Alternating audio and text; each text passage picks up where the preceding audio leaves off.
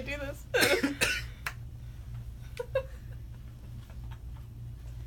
Alright. So, my project, or my speech is over lean, finely textured beef, so here we go.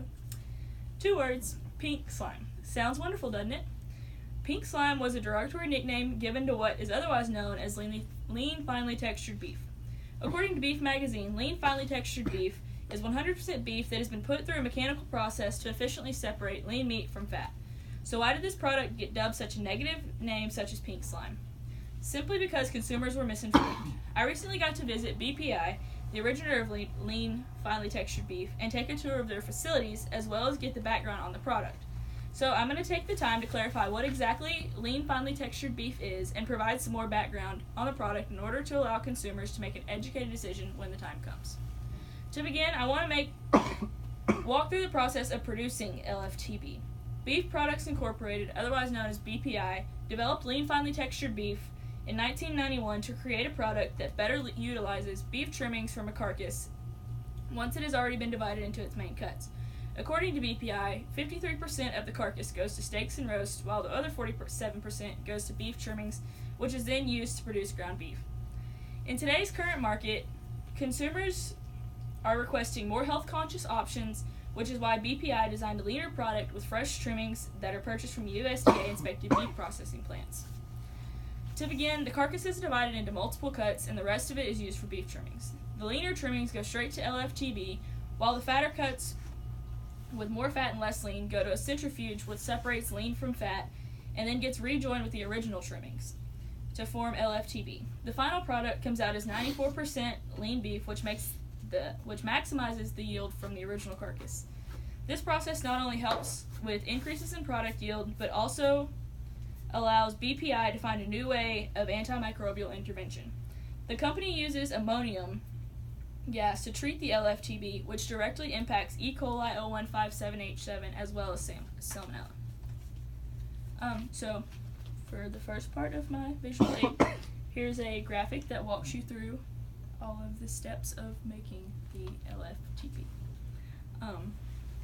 The process of antimicrobial enhancement is called pH enhancement. It was approved by the USDA in 2001. It begins by mixing food-grade ammonia gas with water within the meat, and the mixture creates ammonium hydroxide. This mixture then raises the pH level in the LFTB, creating an unsuitable environment for the bacteria, which in turn kills the pathogens. After the treatment, the product is then quick frozen and pressed. Pathogen contamination is a large concern for the ground beef industry, and BPI's new method has provided an incredibly effective method of pathogen control within the industry. According to BPI, LFTB allows for a more efficient and cost-effective product to be produced.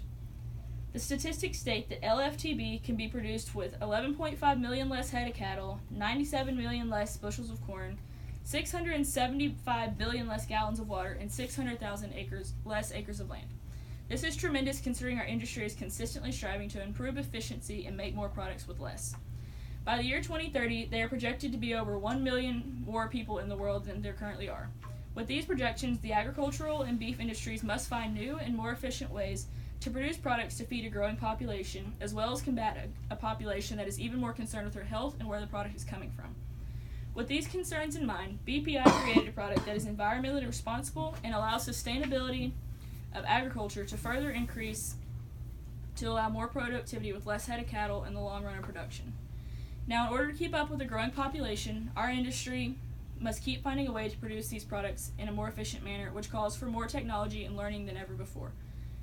So how do we continue to grow and learn in a world that is calling our industry to be more transparent about processes, as well as educate a world where a majority of consumers aren't aware of how the product even gets to the stage it's at when they receive it? Companies like BPI already recognize these problems, and LFTB is just the beginning of the technology that can be used. Previously, LFTB has been given names such as pink slime or filler, which are used in a negative connotation. Industry professionals such as Dr. Gary Acuff at Texas A&M and Dr. John Floros at Pennsylvania State say that this product is safe as long as it's produced within USDA regulation. So why are consumers using the names, and what led them to believe these things? Some consumers believe that LFTB was just a fat filler to add the initial trimmings in order to boost the product yield, but not actually add more lean, which is incorrect as explained before. The fat is sorted off from the lean, and then the products are all joined back together to produce one of the leanest and most efficient beef products currently on the market. In addition to this name, the pink slime was also dubbed by scientist Gerald Zernstein. This name implied that there were issues with the product's integrity and safety.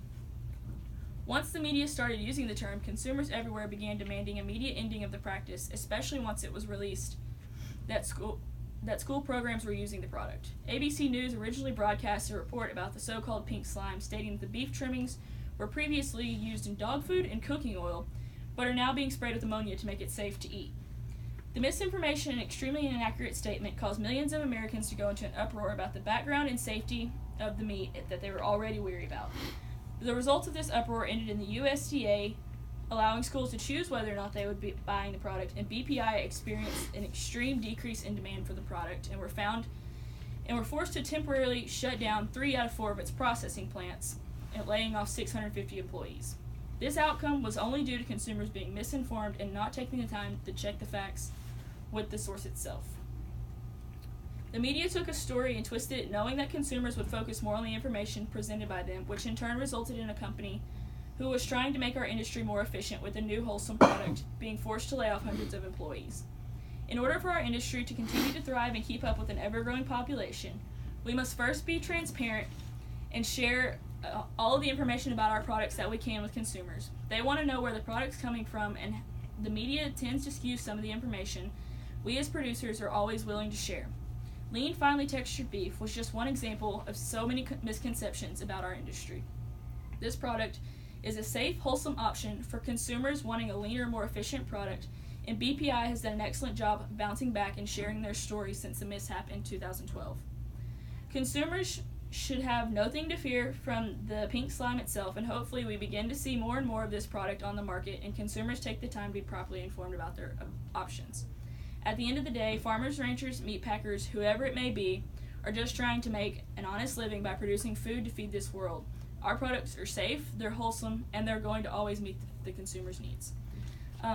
So lastly, here's a comparison of lean, finely textured beef and conventional ground beef, and you can tell there's not even a difference. You couldn't tell if they didn't tell you.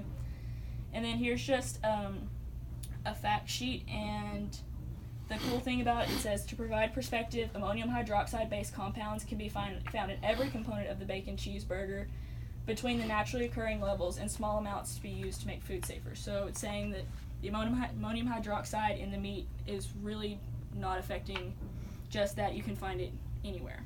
So, thank you.